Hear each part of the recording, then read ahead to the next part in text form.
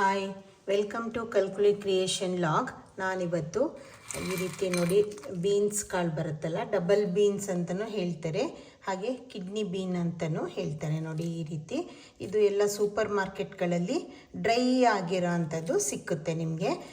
ಹಸಿನೂ ಸಿಕ್ಕುತ್ತೆ, ಆದರೆ ಯಾವಾಗಲೂ ರೆಗ್ಯುಲರ್ ಆಗಿ ಮಾರ್ಕೆಟಲ್ಲಿ ಹಸಿಯಾಗಿ ಸಿಕ್ಕೋದು ತುಂಬ ಕಡಿಮೆ. ಇದು ನೋಡಿ ಈ ರೀತಿ ಇರುತ್ತೆ.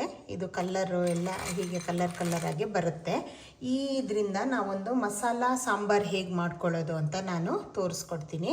ಅದು ನೀವು ಕ್ವಾಂಟಿಟಿ ಎಷ್ಟು ಬೇಕಾದರೂ ತೊಗೊಳ್ಬೋದು. ನಾನಿಲ್ಲಿ 1 ಕಪ್ ಆಗೋಷ್ಟು ತೊಗೊಂಡು ಇದನ್ನು ಓವರ್ ನೈಟು ನೀರಲ್ಲಿ ಸೋಕ್ ಮಾಡಿ ಇಟ್ಕೊಂಡಿದ್ದೀನಿ.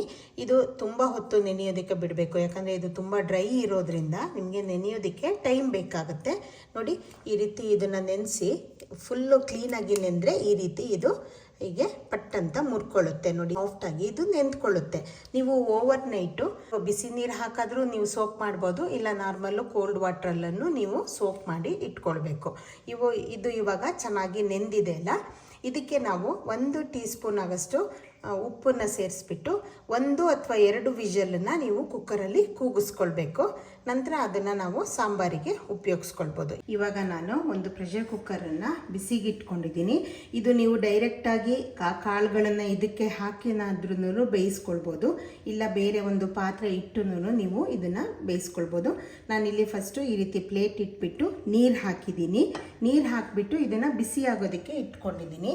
ನಂತರ ಇದಕ್ಕೆ ಒಂದು ಬೌಲ್ ಇಟ್ಕೊಂಡು ಇದಕ್ಕೆ ನಾನು ಏನು ನೆನೆಸ್ಕೊಂಡಿದ್ದೀನಲ್ಲ ಈ ಕಾಳುಗಳನ್ನು ನಾನು ನೀರು ಸಮೇತನೇ ಹಾಕ್ಕೊಳ್ತಾ ಇದ್ದೀನಿ. ಯಾಕಂದರೆ ನಾನಿದು ವಾಶ್ ಮಾಡಿಬಿಟ್ಟು ನೆನೆಯೋದಕ್ಕೆ ಇಟ್ಟಿರೋದು. ಹಾಗೆ ನೀರನ್ನು ನೀವು ಇದು ಚೆಲ್ಕೊಳ್ಬೇಡಿ, ಅದೇ ನೀರಲ್ಲೇ ಬೇಯೋಕ್ಕಿಡಿ. ಯಾಕಂದರೆ ಅದರಲ್ಲಿ ಈ ಬೇಳೆ ಏನಿರುತ್ತೆ ಅದರದ್ದು ಬಿಟ್ಟಿರೋ ಸಾರ ಎಲ್ಲ ಇರುತ್ತಲ್ಲ, ಹಾಗಾಗಿ ಆ ನೀರನ್ನು ನೀವು ವೇಸ್ಟ್ ಅಂತ ಚೆಲ್ಲಬೇಡಿ, ಅದನ್ನೇ ನೀವು ಬೇಯಿಸೋದಕ್ಕೆ ಹಾಕ್ಬೋದು. ಇವಾಗ ಇದು ನೀರೆಲ್ಲ ಬಿಸಿಯಾಗಿದೆ.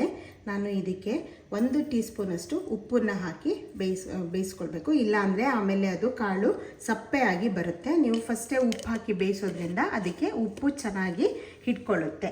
ಇವಾಗ ನಾನು ಕುಕ್ಕರ್ ಲಿಡ್ ಕವರ್ ಮಾಡಿಬಿಟ್ಟು 2 ವಿಷಲನ್ನು ಕೂಗಿಸ್ಕೊಳ್ತಾ ಇದ್ದೀನಿ. ಇವಾಗ ಲಿಡ್ ಕವರ್ ಮಾಡೋಣ.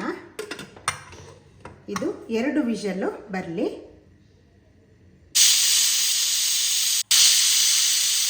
ಇವಾಗ ಇದು 2 ವಿಷಲ್ ಆಗಿದೆ ಅಲ್ಲ, ನಾನು ಸ್ಟವನ್ನು ಆಫ್ ಮಾಡಿಬಿಟ್ಟು ಇದು ಕಂಪ್ಲೀಟಾಗಿ ಕೂಲ್ ಆಗೋದಕ್ಕೆ ಬಿಡ್ತಾ ಇದ್ದೀನಿ. ಇದಕ್ಕೆ ಮಸಾಲನ ರೆಡಿ ಮಾಡ್ಕೊಳ್ಳೋಣ. ಇವಾಗ ನಾವು ಮಸಾಲಕ್ಕೆ ಏನೇನು ಬೇಕೋ ಅದನ್ನು ನೋಡ್ಕೊಳ್ಳೋಣ. ಮೊದಲಿಗೆ ಇಲ್ಲಿ ನಾನು 1/4 ಕಪ್ ಆಗೋಷ್ಟು ಒಣ ಕೊಬ್ಬರಿಯನ್ನು ಈ ರೀತಿ ಚಿಕ್ಕದಾಗಿ ಹೆಚ್ಚಿ ಇಟ್ಕೊಂಡಿದ್ದೀನಿ. ಇದನ್ನು ಜಾಸ್ತಿ ಏನು ತೊಗೊಳ್ಳೋದು ಬೇಡ, ಒಣ ಕೊಬ್ಬರಿ ಇದ್ದರೆ ಚೆನ್ನಾಗಾಗುತ್ತೆ. ಹಾಗೆ 1 ಚಿಕ್ಕ ಟೊಮೆಟೊ, ನಂತರ 1 ಚಿಕ್ಕ ನೀರುಳ್ಳಿಯನ್ನು ಈ ರೀತಿ ಚಿಕ್ಕದಾಗಿ ಹೆಚ್ಚಿ ಇಟ್ಕೊಂಡಿದ್ದೀನಿ. ಹಾಗೆ 1/4 ಟೀ ಸ್ಪೂನಷ್ಟು ಅರಿಶಿನ ಪುಡಿ, ಹಾಗೆ 1 ಚಿಕ್ಕ ಗಡ್ಡೆ ಬೆಳ್ಳುಳ್ಳಿ ಈ ರೀತಿ ಬಿಡಿಸಿ ಇಟ್ಕೊಂಡಿದ್ದೀನಿ. ರುಚಿಗೆ ತಕ್ಕಷ್ಟು ಉಪ್ಪು, 1-2 ಟೇಬಲ್ ಸ್ಪೂನ್ ಆಗೋಷ್ಟು ಅಚ್ಕಾರದ ಪುಡಿಯನ್ನು ಇಟ್ಕೊಂಡಿದ್ದೀನಿ. ಹಾಗೆ 1 ಟೇಬಲ್ ಸ್ಪೂನ್ ಆಗೋಷ್ಟು ಧನಿಯಾ ಪೌಡರು, ಹಾಗೆ ನಂತರ ಇಲ್ಲಿ 1 ಚಿಕ್ಕ ಚೂರು ಅನಾನಸ್ ಹೂವು, ಹಾಗೆ 1 ಚಿಕ್ಕ ಚೂರು ಈ ಕಲ್ಲು ಹೂವು ಏನಿರುತ್ತೆ ಅದನ್ನು ಇಟ್ಕೊಂಡಿದ್ದೀನಿ. ಇದನ್ನು ಜಾಸ್ತಿ ಹಾಕ್ಕೊಳ್ಬೇಡಿ, ಆವಾಗ ನಿಮಗೆ ಇದು ಒಂಥರ ಕಹಿ ಬರುತ್ತೆ, ಹಾಗೆ ಮಸಾಲ ಇದೂ ಜಾಸ್ತಿ ಅನಿಸುತ್ತೆ. ನಂತರ ಇಲ್ಲಿ ನಾವು ಒಗ್ಗರಣೆಗೆ 1 ಚಿಕ್ಕ ನೀರುಳ್ಳಿಯನ್ನು ಈ ರೀತಿ ಹೆಚ್ಚಿಬಿಟ್ಟು ಇಟ್ಕೊಂಡಿದ್ದೀನಿ. ಹಾಗೆ 1/4 ಟೀ ಸ್ಪೂನ್ ಆಗೋಷ್ಟು ಗರಂ ಮಸಾಲ ಪೌಡರು, ಹಾಗೆ 1/4 ಟೀ ಸ್ಪೂನ್ ಆಗೋಷ್ಟು ನಾನು ಇಲ್ಲಿ ಕಸೂರಿ ಮೇಥಿಯನ್ನು ಇಟ್ಕೊಂಡಿದ್ದೀನಿ. ಇವಾಗ ನಾವು ಮೊದಲಿಗೆ ಖಾರನ ಹುರಿದು ರೆಡಿ ಮಾಡ್ಕೊಳ್ಬೇಕು. ಈಗ ನಾನಿಲ್ಲೊಂದು ಪ್ರೆಷರ್ ಪ್ಯಾನನ್ನು ಬಿಸಿ ಆಗೋದಕ್ಕೆ ಇಟ್ಕೊಂಡು ಇದಕ್ಕೆ ನಾನು 1 ಟೇಬಲ್ ಸ್ಪೂನ್ ಆಗೋಷ್ಟು ಎಣ್ಣೆನ ಹಾಕ್ಕೊಂಡಿದ್ದೀನಿ. ಇದು ಸ್ವಲ್ಪ ಬಿಸಿ ಆಗಬೇಕು. ಇದಕ್ಕೆ ಫಸ್ಟಿಗೆ ಎಣ್ಣೆಯನ್ನು ಜಾಸ್ತಿ ಹಾಕ್ಕೊಳ್ಳೋದು ಬೇಡ, 1 ಟೇಬಲ್ ಸ್ಪೂನ್ ಆಗೋಷ್ಟು ಹಾಕ್ಕೊಂಡ್ರೆ ಸಾಕು. ಇದು ಇವಾಗ ಚೆನ್ನಾಗಿ ಬಿಸಿ ಆಗಲಿ. ಇವಾಗ ಇದು ಎಣ್ಣೆ ಬಿಸಿಯಾಗಿದೆ ಅಲ್ಲ, ಮೊದಲಿಗೆ ನಾವು ಏನು ಕೊಬ್ಬರಿಯನ್ನು ಚೂರು ಮಾಡಿ ಇಟ್ಕೊಂಡಿದ್ದೀವಲ್ಲ ಇದನ್ನು ಇದಕ್ಕೆ ಹಾಕ್ಕೊಳ್ಳೋಣ. ಫಸ್ಟು ಬರೀ ಕೊಬ್ಬರಿನ ಮಾತ್ರ ಹಾಕ್ಕೊಂಬಿಟ್ಟು ನಾವು ಇದನ್ನು ಚೆನ್ನಾಗಿ ಫ್ರೈ ಮಾಡ್ಕೊಳ್ಬೇಕು. ಇದು ಕೆಂಪಾಗೋಷ್ಟು ನಾವು ಫ್ರೈ ಮಾಡ್ಕೊಳ್ಬೇಕಾಗುತ್ತೆ. ಇದು ಒಂದು ಸ್ವಲ್ಪ ಟೈಮ್ ತಗೊಳ್ಳುತ್ತೆ, ಕೊಬ್ಬರಿ ತಕ್ಷಣಕ್ಕೆ ಕೆಂಪಾಗೋದಿಲ್ಲ. ಇವಾಗ ಇದು ಚೆನ್ನಾಗಿ ಕೆಂಪಾಗಲಿ, ಈ ನೊರೆ ಎಲ್ಲ ಹೋಗಿಬಿಟ್ಟು ಅದು ಕಲರ್ ಚೇಂಜ್ ಆಗುತ್ತೆ. ಅಷ್ಟರೊಳಗೆ ನಾವು ಇದನ್ನು ಒಂಚೂರು ಫ್ರೈ ಮಾಡ್ಕೊಳ್ಳೋಣ. ಇವಾಗ ನೋಡಿ ಇದು ಸ್ವಲ್ಪ ಕಲರೆಲ್ಲ ಚೇಂಜ್ ಆಗೋದಕ್ಕೆ ಸ್ಟಾರ್ಟ್ ಆಗಿದೆ. ಇದು ನೊರೆ ನೊರೆ ಬರ್ತಾ ಇದೆ. ನಾನು ಇದಕ್ಕೆ ಕೊಬ್ಬರಿ ಎಣ್ಣೆ ಯೂಸ್ ಮಾಡಿರೋದ್ರಿಂದ ಈ ರೀತಿ ನೊರೆ ಬರುತ್ತೆ. ಫಸ್ಟು ನೀವು ಒಂಚೂರು ಇದನ್ನು ಮಿಕ್ಸ್ ಮಾಡ್ತಾ ಇದ್ದರೆ ನಿಮಗೆ ಗೊತ್ತಾಗುತ್ತೆ ನೋಡಿ. ಇವಾಗ ಕೊಬ್ಬರಿ ಎಲ್ಲ ಸ್ವಲ್ಪ ಕಲ್ಲರು ಚೇಂಜ್ ಆಗೋದಕ್ಕೆ ಸ್ಟಾರ್ಟ್ ಆಗಿದೆ. ಇದು ಇನ್ನೊಂದು ಸ್ವಲ್ಪ ಹೊತ್ತು ಕಲ್ಲರು ಒಂಚೂರು ಡಾರ್ಕ್ ಆಗಿ ಬರಬೇಕು. ಹಾಗಾಗಿ ನಾನು ಇನ್ನೊಂದು 2 ಸೆಕೆಂಡಷ್ಟು ಇದನ್ನು ಫ್ರೈ ಮಾಡ್ಕೊಳ್ತಾ ಇದ್ದೀನಿ. ಇವಾಗ ಇದು ನೋಡಿ ಇಷ್ಟು ಕಲರ್ ಚೇಂಜ್ ಆಗ್ತಾ ಇದೆಯಲ್ಲ, ಇದನ್ನು ನಾನಿವಾಗ ಬೇರೆ ಒಂದು ಪಾತ್ರೆಗೆ ಎತ್ತಿಟ್ಕೊಳ್ತಾ ಇದ್ದೀನಿ. ಇವಾಗ ಕೊಬ್ಬರಿ ಎಲ್ಲ ಎತ್ಕೊಂಡ ನಂತರ ನಾವು ಚಿಕ್ಕದಾಗಿ ಕಟ್ ಮಾಡ್ಕೊಂಡಿದ್ದೀವಲ್ಲ ಈ ನೀರುಳ್ಳಿಯನ್ನು ಇದೇ ಆಯಿಲಿಗೆ ಹಾಕ್ಕೊಳ್ಳಿ.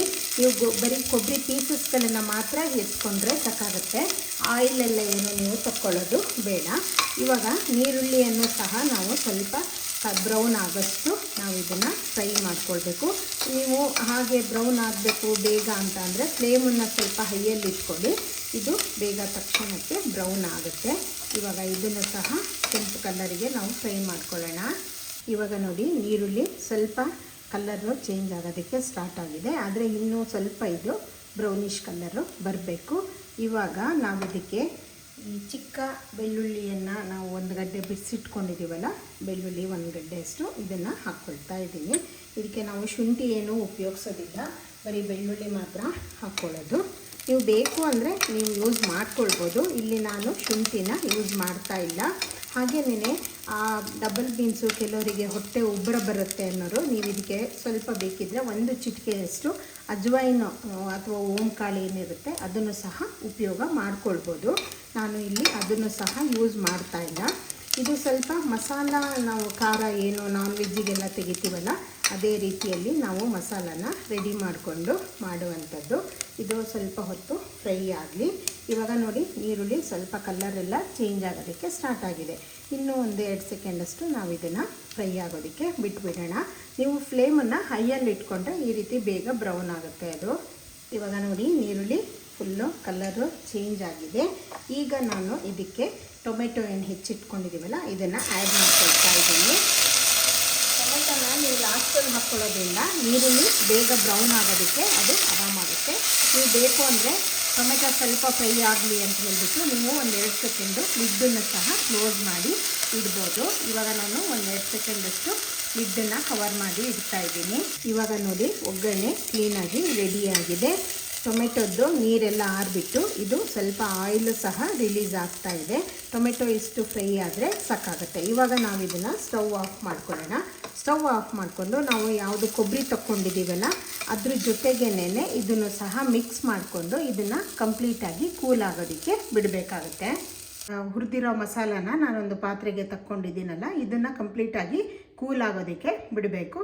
ಕೂಲ್ ಆದ ನಂತರ ಇದನ್ನು ನಾವು ಮಿಕ್ಸಿಯಲ್ಲಿ ಜಾಸ್ತಿ ನೀರು ಹಾಕ್ಕೊಳ್ದೇನೆ ನಾವು ಇದನ್ನು ರುಬ್ಕೊಳ್ಬೇಕಾಗತ್ತೆ. ಇವಾಗ ನಾನು ಅದನ್ನೆಲ್ಲ ಬೇರೆ ಪಾತ್ರೆಗೆ ಎತ್ತಿಟ್ಕೊಂಡ ನಂತರ ಇದಕ್ಕೆ ಪುನಃ ನಾನು 1 ಟೇಬಲ್ ಸ್ಪೂನ್ ಆಗೋಷ್ಟು ಎಣ್ಣೆನ ಹಾಕ್ಕೊಂಡಿದ್ದೀನಿ. ನಾನು ಜಾಸ್ತಿ ಏನು ಎಣ್ಣೆ ಇಲ್ಲಿ ಯೂಸ್ ಮಾಡ್ತಾ ಇಲ್ಲ. ಖಾರ ಹುರಿಯೋದಕ್ಕೆ 1 ಟೇಬಲ್ ಸ್ಪೂನ್ ಆಗೋಷ್ಟು ಯೂಸ್ ಮಾಡಿದ್ದೀನಿ. ಹಾಗೆ ಇಲ್ಲಿ ಈಗ ಒಗ್ಗರಣೆ ರೆಡಿ ಮಾಡೋದಕ್ಕೆ 1 ಟೇಬಲ್ ಸ್ಪೂನ್ ಆಗೋಷ್ಟು ಎಣ್ಣೆನ ನಾನಿಲ್ಲಿ ಹಾಕ್ಕೊಂಡಿದ್ದೀನಿ. ಇದು ಬಿಸಿಯಾಗಲಿ.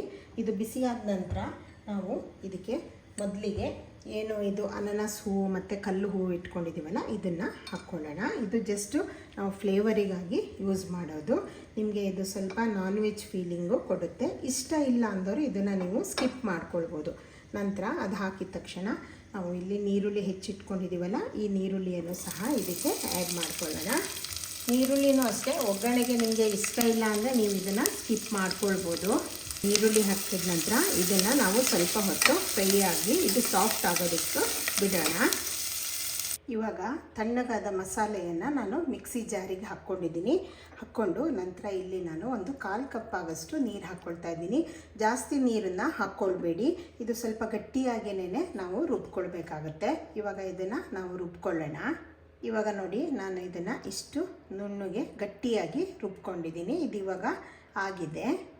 ಇವಾಗ ನೋಡಿ ಈರುಳ್ಳಿ ಇಷ್ಟು ಫ್ರೈ ಆಗಿದೆ ಅಲ್ಲ.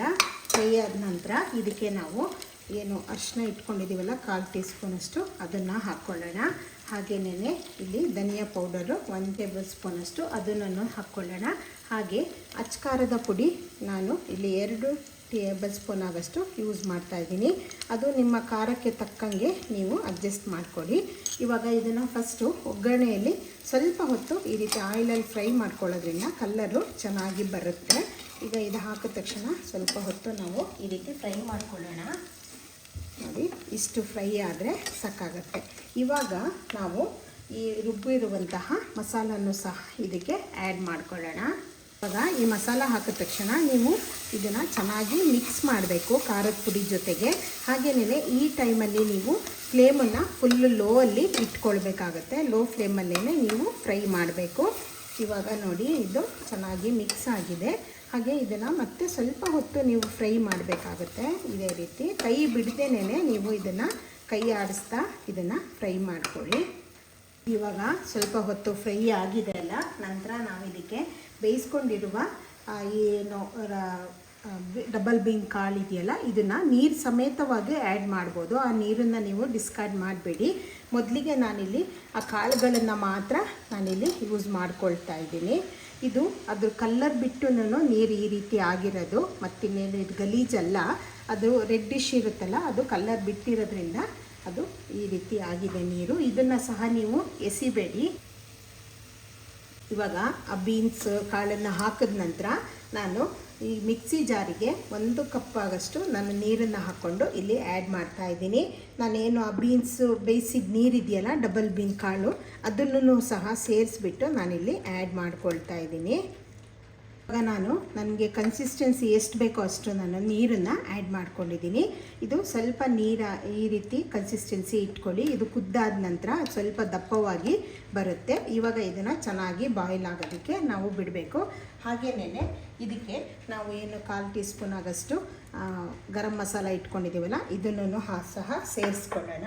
ನಂತರ ಇದಕ್ಕೆ ಕಸೂರಿ ಮೇಥಿನೂ ನಾವಿಲ್ಲಿ ಇಟ್ಕೊಂಡಿದ್ದೀವಲ್ಲ, ಇದನ್ನು ಸಹ ಸೇರಿಸ್ಬಿಟ್ಟು ಇದನ್ನು ಚೆನ್ನಾಗಿ ಬಾಯ್ಲ್ ಆಗೋದಕ್ಕೆ ಬಿಟ್ಬಿಡೋಣ.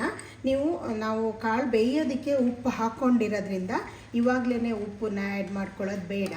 ಉಪ್ಪಾಗೋ ಚಾನ್ಸಸ್ ಇರುತ್ತೆ. ಇದು ಚೆನ್ನಾಗಿ ಕುದಿ ಬಂದ ನಂತರ ನಾವು ಉಪ್ಪನ್ನು ನೋಡ್ಕೊಂಡ್ಬಿಟ್ಟು ನಾವು ಬೇಕಾದಷ್ಟು ಅಡ್ಜಸ್ಟ್ ಮಾಡ್ಕೊಳ್ಬೋದು. ಇವಾಗ ನೋಡಿ, ಇದು ಚೆನ್ನಾಗಿ ಬಾಯ್ಲ್ ಆಗ್ತಾ ಇದೆ. ಹಾಗೆ ಸ್ವಲ್ಪ ಗ್ರೇವಿನೂ ತಿಕ್ಕಾಗಿದೆ. ನಿಮಗೆ ಬೇಕು ಅಂದರೆ ಇನ್ನೂ ನೀವು ಸ್ವಲ್ಪ ಹೊತ್ತು ಇದನ್ನು ಬಾಯ್ಲ್ ಮಾಡಿ ಗ್ರೇವಿಯನ್ನು ತಿಕ್ ಮಾಡ್ಕೊಳ್ಬೋದು. ಇಲ್ಲ ನಿಮಗೆ ಈ ಕನ್ಸಿಸ್ಟೆನ್ಸಿ ಓಕೆ ಇದೆ ಅಂತಾದರೆ ನೀವು ಇವಾಗ ಸ್ಟವ್ ಆಫ್ ಮಾಡ್ಕೊಳ್ಬೋದು. ಇದನ್ನು ನಾವು ಅಕ್ಕಿ ರೊಟ್ಟಿ, ಹಾಗೆ ಚಪಾತಿ ಅಥವಾ ವೈಟ್ ರೈಸು, ಯಾವುದ್ರ ಜೊತೆಗೆ ಪರೋಟ ಇರ್ಬೋದು, ಅದೆಲ್ಲದ್ರ ಜೊತೆಗೂ ಇದು ಒಂದು ಚೆಂದ ಕಾಂಬಿನೇಷನ್ ಆಗುತ್ತೆ. ಹಾಗಾಗಿ ಯಾರು ವೆಜಿಟೇರಿಯನ್ಸ್ ಇದ್ದರೆ ಅಂಥವರಿಗೂ ಸಹ ಇದು ತುಂಬ ಒಳ್ಳೆಯ ಟೇಸ್ಟ್ ಕೊಡುತ್ತೆ. ಇದು ತುಂಬ ಟೇಸ್ಟಿಯಾಗಿ ಬರುವಂತಹ ಒಂದು ರೆಸಿಪಿ. ಇದನ್ನು ಟ್ರೈ ಮಾಡಿಬಿಟ್ಟು ಹೇಗೆ ಅನ್ನಿಸ್ತು ಅಂತ ನನಗೆ ಕಮೆಂಟ್ ಮಾಡಿ. ಹಾಗೆ ಇಂತಹ ಅಪರೂಪದ ರೆಸಿಪಿಗಳಿಗಾಗಿ ನನ್ನ ಕಲ್ಕುಲಿ ಕ್ರಿಯೇಷನ್ ಲಾಗ್ ಚಾನಲ್ ಏನಿದೆ ಅದನ್ನು ಸಬ್ಸ್ಕ್ರೈಬ್ ಮಾಡ್ಕೊಳ್ಳಿ, ಲೈಕ್, ಶೇರ್ ಮಾಡಿ. ಹಾಗೆ ಇದನ್ನು ಟ್ರೈ ಮಾಡಿಬಿಟ್ಟು ಹೇಗೆ ಅನ್ನಿಸ್ತು ಅಂತ ನನಗೆ ಕಮೆಂಟ್ ಸಹ ಹಾಕಿ. ನಾನು ಆದಷ್ಟು ತುಂಬ ಅಪರೂಪವಾಗಿರಿ ಹಾಗೆ ಈಸಿಯಾಗಿ ಮಾಡ್ಕೊಳ್ಬೋದು ಆದಂಥ ಒಂದು ರೆಸಿಪಿಗಳನ್ನು ತೋರಿಸೋದಕ್ಕೆ ಟ್ರೈ ಮಾಡ್ತೀನಿ. ಇವಾಗ ನಾನು ಇದು ಸ್ಟವ್ ಆಫ್ ಮಾಡ್ತಾ ಇದ್ದೀನಿ. ಇದು ನೀವು ಯಾವುದ್ರ ಜೊತೆಗೂ, ಚಪಾತಿ ಜೊತೆಗೆ, ಪರೋಟ ಯಾವುದ್ರ ಜೊತೆಗೆ ಬೇಕಾದರೂ ನೀವು ಇದನ್ನು ಸರ್ವ್ ಮಾಡ್ಕೊಳ್ಬೋದು. ತುಂಬ ಟೇಸ್ಟಿಯಾಗಿ ಬರುತ್ತೆ. ಹಾಗೆ ಇದು ಹೈ ಪ್ರೋಟೀನ್ ಇರುವಂತಹ ಒಂದು ಇದು ಕಾಳು. ಇದು ಕಿಡ್ನಿ ಶೇಪಲ್ಲಿರೋದ್ರಿಂದ ಇದು ಕಿಡ್ನಿ ಹೆಲ್ತಿಗೆ ತುಂಬ ಒಳ್ಳೆಯದು ಅಂತ ಹೇಳ್ತಾರೆ. ಇದನ್ನು ನಮ್ಮ ಒಂದು ಡೈಲಿ ಫುಡ್ಡಲ್ಲಿ ನಾವು ಇದನ್ನು ಆ್ಯಡ್ ಮಾಡಿಕೊಂಡ್ರೆ ಅಟ್ಲೀಸ್ಟ್ ವೀಕ್ಲಿ ಒನ್ಸ್ ಆದ್ರೂ ನಾವು ಇದನ್ನು ಮಾಡಿಕೊಂಡು ತಿನ್ಬೋದು. ಇದು ಹೇಗೆ ಅನ್ನಿಸ್ತು ಅಂತ ಹೇಳಿಬಿಟ್ಟು ನನಗೆ ಕಮೆಂಟ್ ಮಾಡಿ. Thank you. ಇವಾಗ ಇದು ನಾನು ಸ್ಟವ್ ಆಫ್ ಮಾಡಿದ್ದೀನಿ. ನೋಡಿ ಎಷ್ಟು ಚೆನ್ನಾಗಿ ಬಂದಿದೆ ಗ್ರೇವಿ. ಈಗ ಹಾಗೆ ಮೇಲ್ಗಡೆ ಎಲ್ಲ ಆಯಿಲು ಸಹ ಇದು ಬಿಟ್ಕೊಳ್ತಾ ಇದೆ. ಇವಾಗ ಇದು ಆಗಿದೆ ಅಂತ ಹೇಳಿಬಿಟ್ಟು ನಿಮಗೆ ಇಷ್ಟ ಇದ್ದರೆ ನೀವು ಕನ್ಸಿಸ್ಟೆನ್ಸಿನ ಇನ್ನೂ ಸ್ವಲ್ಪ ದಪ್ಪವಾಗೂ ಸಹ ಮಾಡ್ಕೊಳ್ಬೋದು. ಹಾಗೆ ವೆಜಿಟೇರಿಯನ್ ಫುಡ್ ತಗೊಳ್ಳೋರಿಗೆ ಇದು ತುಂಬ ಒಂದು ಇಷ್ಟ ಆಗುವಂತಹ ಒಂದು ರೆಸಿಪಿ ಇದು. ಇದನ್ನು ಟ್ರೈ ಮಾಡಿಬಿಟ್ಟು ಹೇಗೆ ಅನ್ನಿಸ್ತು ಅಂತ ನನಗೆ ಕಮೆಂಟ್ ಮಾಡಿ. Thank you.